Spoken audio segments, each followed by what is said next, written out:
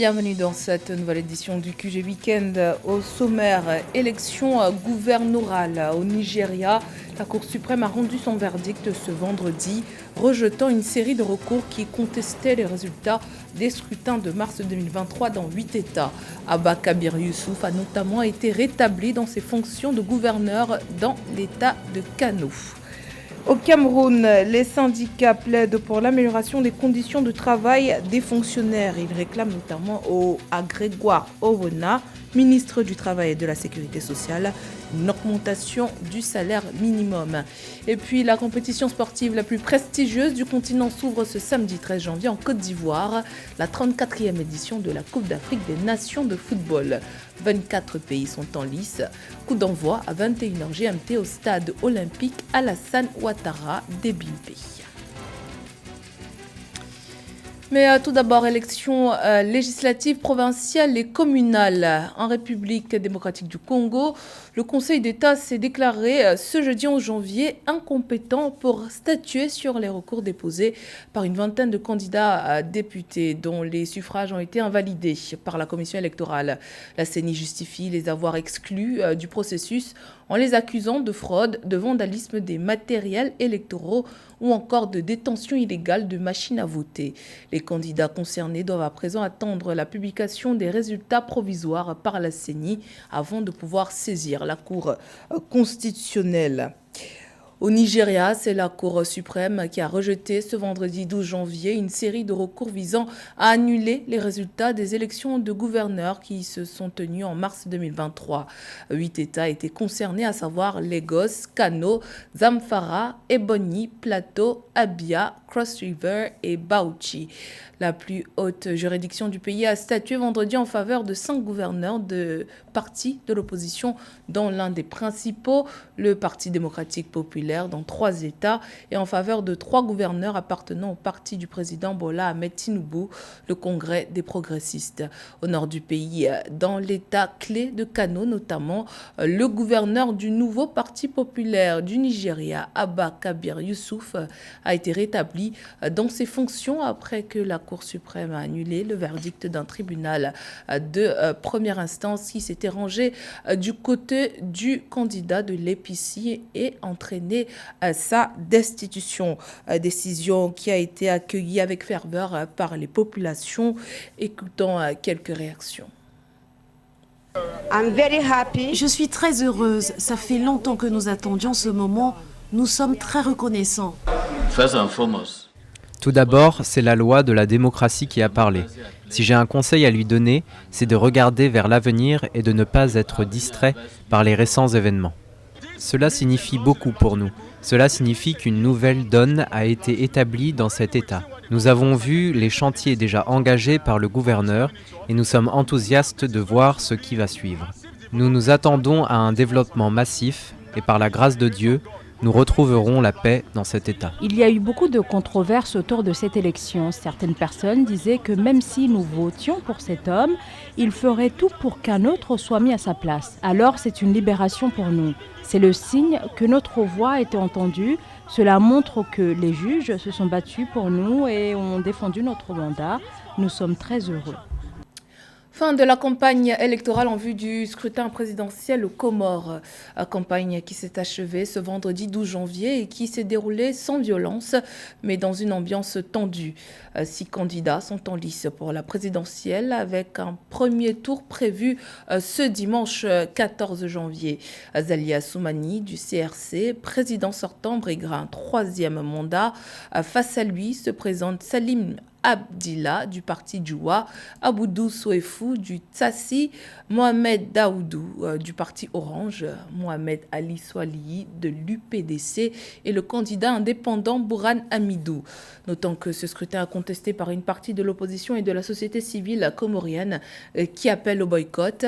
Il dénonce notamment une élection jouée d'avance en faveur du chef de l'État sortant Azali Assoumani. L'opposition fait état d'un climat délétère marqué notamment par l'arrestation d'opposants à l'instar du leader du mouvement Ouri Ahmed Saïd Mohamed, ancien candidat à la présidence en 2019, dont la candidature pour le scrutin de ce dimanche a été rejetée. Toujours dans l'actualité politique, les avocats de l'Afrique du Sud ont plaidé ce jeudi 11 janvier face au juge de la Cour internationale de justice à La Haye. L'Afrique du Sud accuse Israël de violer la Convention sur la prévention et la répression du crime de génocide. Le pays estime qu'Israël est en train de commettre un génocide dans la bande de Gaza, bombardée par l'armée israélienne depuis le mois d'octobre. Le dernier bilan fait état d'au moins 23 000 morts, notant que l'initiative sud-africaine a depuis été adoubé par plusieurs pays, dont la Namibie. Philomène Tine. L'Afrique du Sud estime qu'Israël commet un génocide contre le peuple palestinien dans sa guerre contre Gaza, qui a coûté la vie à plus de 23 000 Palestiniens depuis octobre 2023. Ainsi, le pays africain a déposé une plainte auprès de la Cour internationale de la justice de La Haye, CIJ, le 29 décembre 2023 en accusant Israël d'actes génocidaires comprenant le meurtre de Palestiniens, l'atteinte grave à l'intégrité physique et à la santé de la population, ainsi que l'utilisation d'armes à feu. Dans un geste diplomatique significatif, la Namibie a officiellement annoncé mercredi 11 janvier 2023 son soutien à la plainte déposée par l'Afrique du Sud contre Israël devant la CIJ. La punition collective des civils palestiniens par l'usage illégal de la force par Israël est un crime de guerre. Le refus délibéré de fournir des médicaments, du carburant, de la nourriture et de l'eau aux habitants de Gaza s'apparente à un génocide. 5 pays, l'Organisation de la coopération islamique, la Jordanie, la Turquie, la Malaisie et la Bolivie ont ouvertement exprimé leur soutien à la plainte sud-africaine, tandis qu'Israël et les États-Unis s'y sont opposés. Quant à la Namibie, elle dit soutenir tous les efforts internationaux visant à promouvoir la réalisation des droits inaliénables du peuple palestinien. No peace-loving human being can ignore. Aucun être humain épris de paix ne peut ignorer le carnage perpétré contre les Palestiniens à Gaza. La guerre à Gaza nous montre qu'il existe 2 types d'êtres humains, ceux qui peuvent être tués comme un chien et ceux qui sont sains. Those who can be killed like dogs and those who are holy. Une audience publique s'est tenue le 11 et 12 janvier 2024 à La Haye pour examiner les mesures conservatoires demandées par l'Afrique du Sud. La plainte sud-africaine intervient dans un contexte de relations tendues avec Israël. Faut-il le rappeler? L'ambassadeur israélien à Pretoria a été rappelé le 20 novembre 2023 avant l'adoption par l'Assemblée nationale d'Afrique du Sud d'une motion recommandant la fermeture de l'ambassade d'Israël jusqu'à l'avènement d'un cessez-le-feu. Tension diplomatique entre le Burundi et le Rwanda. Bujumbura a récemment annoncé la fermeture de sa frontière avec son voisin, le Rwanda, accusé de soutenir des rebelles qui auraient mené une attaque dans le pays fin décembre 2023, tuant 20 personnes. Des allégations démenties par le gouvernement rwandais qui, au sujet de la fermeture des frontières, dénonce une décision unilatérale. Le point sur la situation avec Nathalie Mo.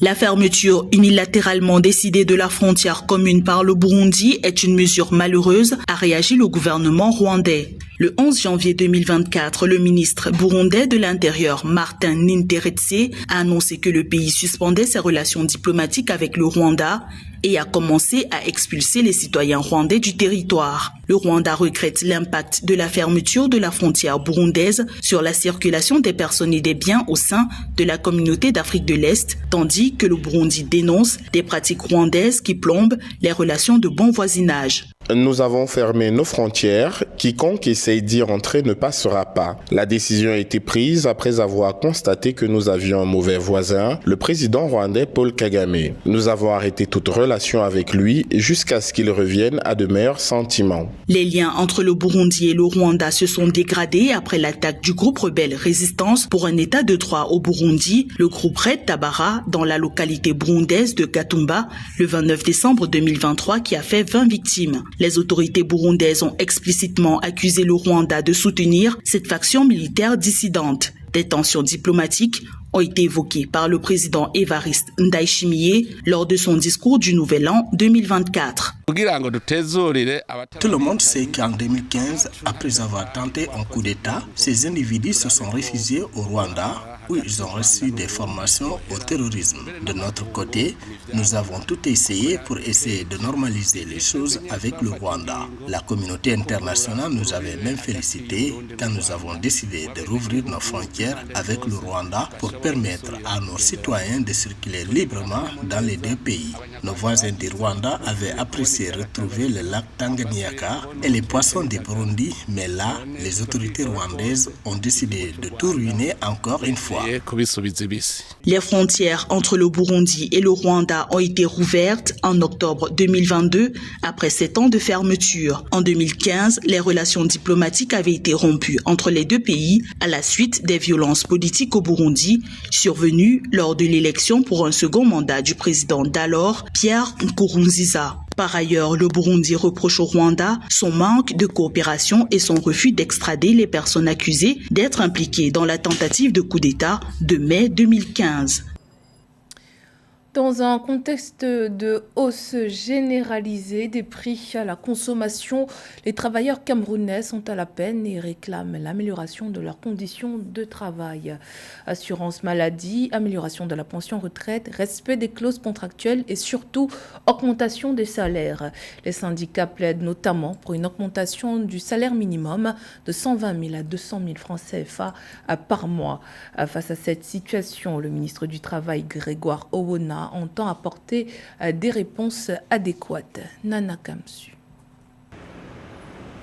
Augmentation des salaires, assurance maladie, amélioration de la pension retraite et respect des clauses contractuelles conformément au Code du travail camerounais, telles sont les revendications émises par les travailleurs au Cameroun. Pour améliorer les conditions de vie des travailleurs, le gouvernement camerounais, dans son ambition de faire de la sécurité sociale pour tous une réalité, a opté en 2022 pour un système de sécurité sociale inclusif à travers un régime obligatoire d'une part et un régime d'assurance volontaire d'autre part à la Caisse nationale de prévoyance sociale et d'effectuer des déclarations mensuelles. Au niveau du ministère chargé du travail, différentes initiatives permettent aux travailleurs d'échanger régulièrement avec les autorités pour l'amélioration de leurs conditions. Le ministère est mobilisé pour dialoguer avec les travailleurs sur tous les problèmes, sans exclusive.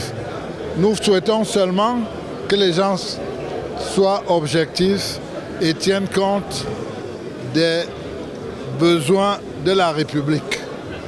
Donc, nous ne craignons rien. Les syndicats sont en place. Les gens ont des attentes qui sont souvent légitimes. Pour continuer à répondre aux exigences des travailleurs, le ministre du Travail et de la Sécurité sociale affirme que le Cameroun progresse en matière de couverture sociale. Ainsi, selon la Revue nationale de la sécurité sociale, réalisée avec l'appui du Bureau international du travail, le taux de couverture est passé de 10% en 2010 à 22,8% en 2023. Le Cameroun est un grand pays qui doit avancer. Je pense que le président a montré que les problèmes sont là, mais il y a aussi des grands projets de notre ministère. C'est d'abord de garder la sérénité dans le milieu du travail et d'accroître donc la productivité en conséquence, la paix sociale et accroître la sécurité sociale pour les travailleurs. Le secteur informel au Cameroun est le pourvoyeur majeur d'emplois. Près de 90% de la population active travaille dans ce secteur selon la Banque mondiale. Entre faillites, réduction de la main-d'œuvre et crises diverses, certains chefs d'entreprise sont régulièrement amenés au non-respect des clauses contractuelles. Malgré ce contexte dommageable, le gouvernement affirme que l'avenir reste prometteur pour le travailleur camerounais. Dans l'actualité sportive, c'est le jour J. La 34e édition de la Coupe d'Afrique des Nations de football s'ouvre ce samedi 13 janvier en Côte d'Ivoire avec 24 pays en lice. Le match d'ouverture se jouera à 21h GMT au stade olympique Alassane Ouattara d'Ebimpe et opposera le pays d'accueil, la Côte d'Ivoire, à la Guinée-Bissau dans le groupe A. La Côte d'Ivoire qui n'a pas lésiné sur les moyens pour garantir une belle fête du football africain pour le président Alassane Ouattara qui s'est entretenu avec le président de la CAF, Patrice Motsepe. C'est un grand honneur pour la Côte d'Ivoire qui, 40 ans après, accueille sa deuxième CAN. On l'écoute. Le grand événement que non seulement les Ivoiriens, mais tous les Africains, le monde entier attend à partir du samedi 13 janvier jusqu'au samedi 11 février. Donc la Coupe d'Afrique des Nations qui va réunir donc pendant un mois 24 équipes des pays qualifiés. C'est un grand honneur pour la Côte d'Ivoire, pour les Ivoiriens, pour tous ceux qui vivent dans notre pays, de participer à cet événement 40 ans après la première CAN qui a eu lieu en 1984. Donc le président de la CAF est arrivé ce matin pour nous aider à passer en revue tout ce qui a été prévu. Et bien sûr, nous lui avons donné l'assurance que nous ferons tout ce qu'il faut pour que cette CAN soit un grand succès. L'effervescence se ressent dans les villes du pays, notamment à Abidjan, où nos envoyés spéciaux sur place sont allés à la rencontre des supporters. À quelques heures du coup d'envoi de la Coupe d'Afrique des Nations de football, nous sommes ici au stade Alassane Ouattara d'Ebimpe, où les supporters sont déjà là et l'ambiance monte petit à petit. Vraiment, cette CAN-là, vraiment, je suis content. Je me suis déplacé de ce qui était jusqu'à Amman pour venir aller cette CAN. Depuis que je suis né, ils n'ont jamais organisé la CAN chez nous en Côte d'Ivoire. N'est-ce pas? Donc aujourd'hui, je suis en joie. Les mots me manquent. Je suis fier d'être ivoirien. Quand je regarde les infrastructures, je regarde mes compatriotes qui sont sortis vraiment nombreux pour vraiment participer à cette édition, surtout à l'inauguration. Je suis très content. On va donner 5-0 à Guinée-Bissau. On va les gagner ça. Ça sera pour bon augure, pour mettre les éléphants en confiance. À bon entendeur, salut! Au programme, la cérémonie d'ouverture à partir de 18h15 et le premier match de la Coupe d'Afrique des Nations entre la Côte d'Ivoire et la Guinée-Bissau à partir de 20h GMT. C'était le journal de la rédaction. Merci pour votre fidélité. Dans un instant, une nouvelle édition de l'actualité sur Africa 24.